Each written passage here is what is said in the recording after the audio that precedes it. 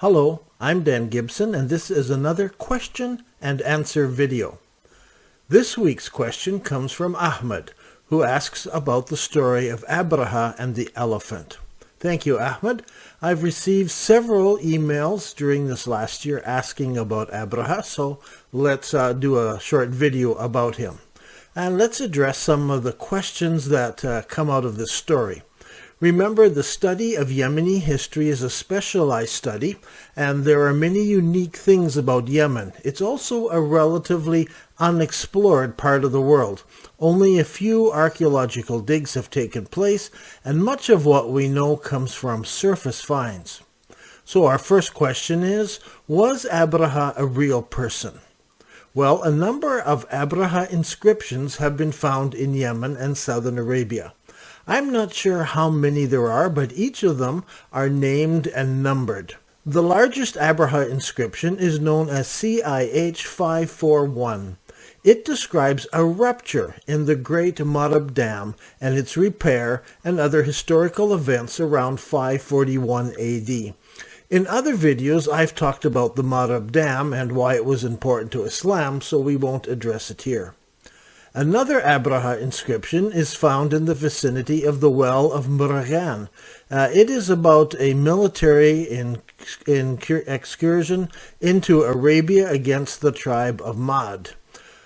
Places are not really mentioned, just the names of tribes. After conquering the tribes, Abraha returned back to Yemen. The date given corresponds to 552 AD. Another Abraha inscription is known as DIA GDN 2002-20, comes from the Marab Dam. It was discovered just laying in the sand close to the dam in 2004. It's a limestone column, and it's inscribed on all four sides. It talks about the construction of the north sluice for the dam around 548 AD. But what is of interest to us is yet another Abraha inscription. This is an undated inscription called Reichmann's 506, in which Abraha goes on yet another expedition into Central Arabia. On the way he reaches Yathrib, or Medina. This is probably the actual expedition of Abraha with his army and his elephant. Although it's undated, Professor Kister concluded that this event took place around 552 AD, while according to Dr. Robbins' analysis, it should be dated to shortly after 558 AD. Regardless of the actual date, there is no doubt that there was a Yemeni ruler known as Abraha, and that he sent an excursion north from Yemen into Arabia. It is now accepted that much of Arabia was under the control of Yemen for at least 10 years and perhaps much, much longer. This is why Yemen plays such an important role in the early years of Islam. Now, Abraha had some kind of Christian faith, and he built a church in Sana'a in Yemen. The Greek word here used to describe it is ecclesia, or just a church. Some of the early texts do not call it anything other than a church, but later on some of the texts call it a cathedral, and some describe it as a great building and so forth. Abraha, after he built this church, he tried to convince the local Yemenis to worship there. But they wanted to go north and to worship at something called the Kaaba. Eventually, a Canaanite man came down to the church, and he went into it and he defiled it with dung. And Abraha responded with anger, and he swore he would destroy this Kaaba building. Now, in the Islamic account, Abraham marches north out of Yemen, and he conquers some tribes along the way, all the way up to Medina. And from there, he continues marching on to Mecca. Now, according to the archaeological record that we have studied, the only Mecca at this time was the first Mecca known today as Petra in the city of Jordan. Up until this time, there were no mosques facing Mecca in Saudi Arabia, and there's no archaeological record that there was much of anything in the Saudi location at this time. Now, when Abraha approaches the city, and that would be the city of Petra approaching from the south, Muhammad's grandfather tried to negotiate with him, but in the end, the people withdrew from the city.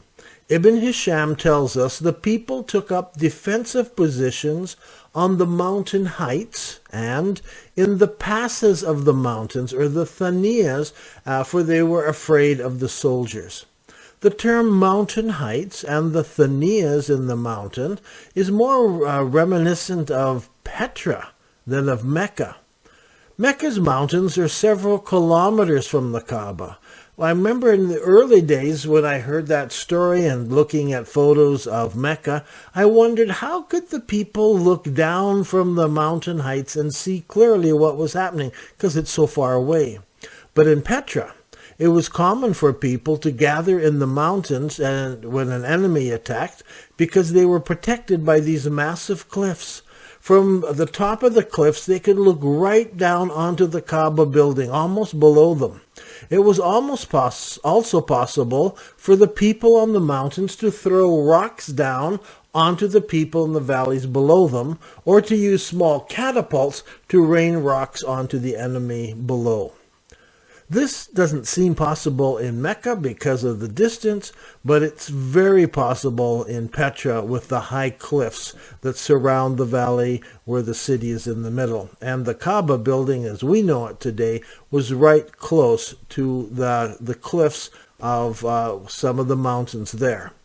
The next day, Abraha prepared to enter the area, and he made his great elephant ready for battle. This is described as a very large elephant, the size of which people had never seen before. When it came time to attack, the elephant refused to move.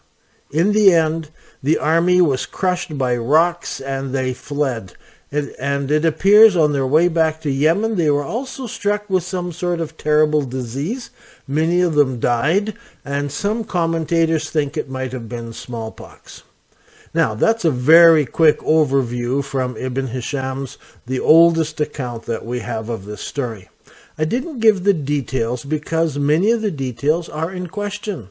For instance, Ibn Sa'd, writing some 200 years after Muhammad, tells us the story, but in his account there are 13 elephants.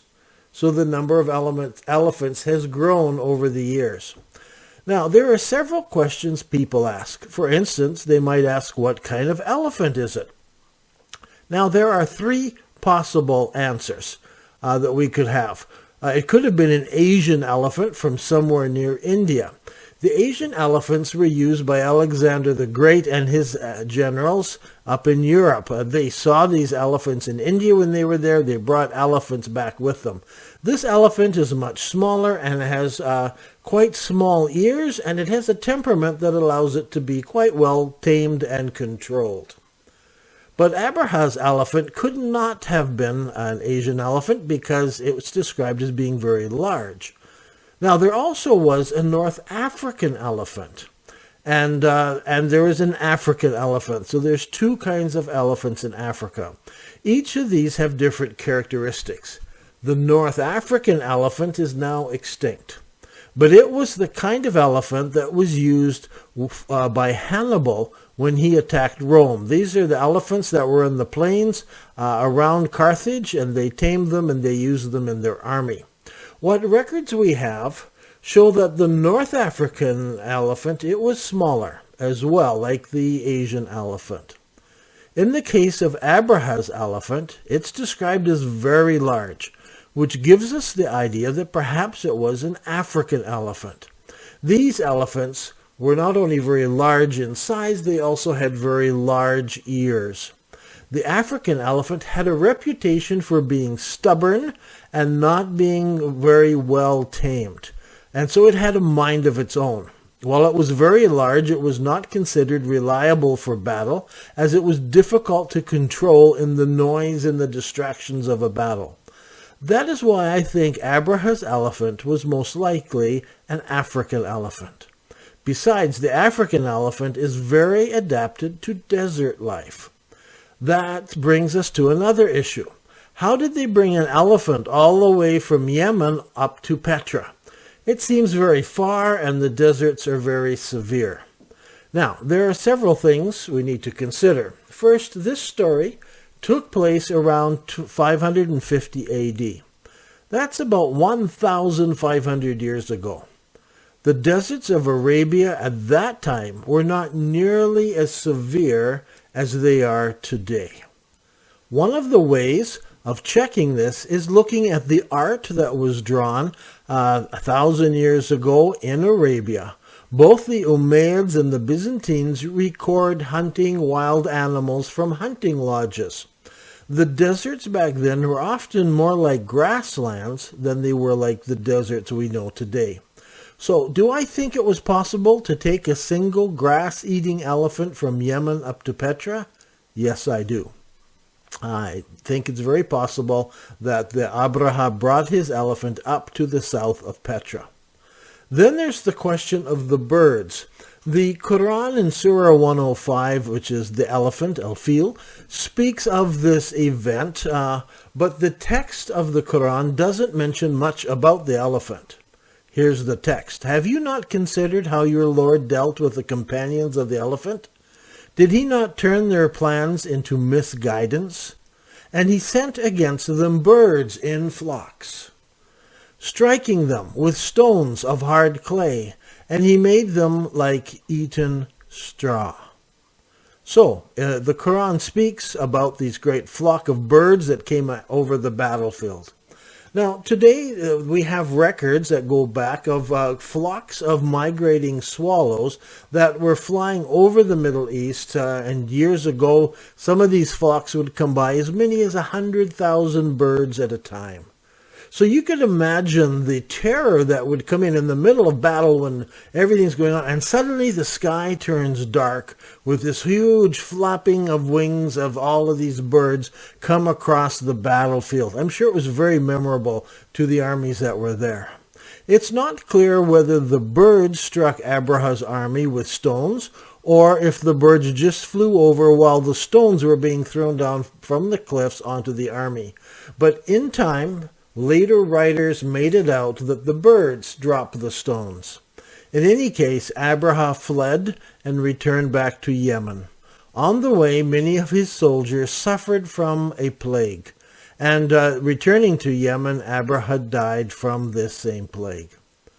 The reason why this story is important and why it is remembered is because this was the very year that both Muhammad and Ali were born. They were born in what is called the Year of the Elephant.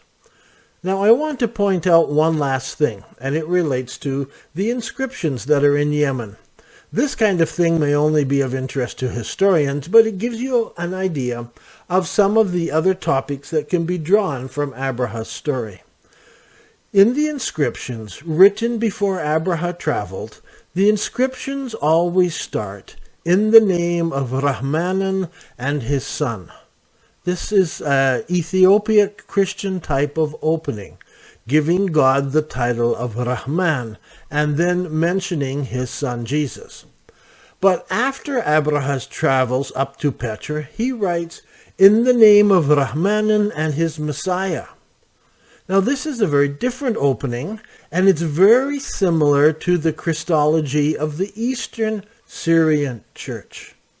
Now, historians have argued over this since the 1960s, but what is of importance here is that once we identify Petra as the location of the Kaaba at the time of Abraha, we have a direct link between the Eastern Syrian churches around Petra and King Abraha of Yemen.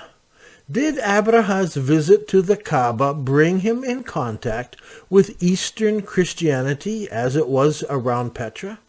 Is this why the terms used in the inscriptions changed?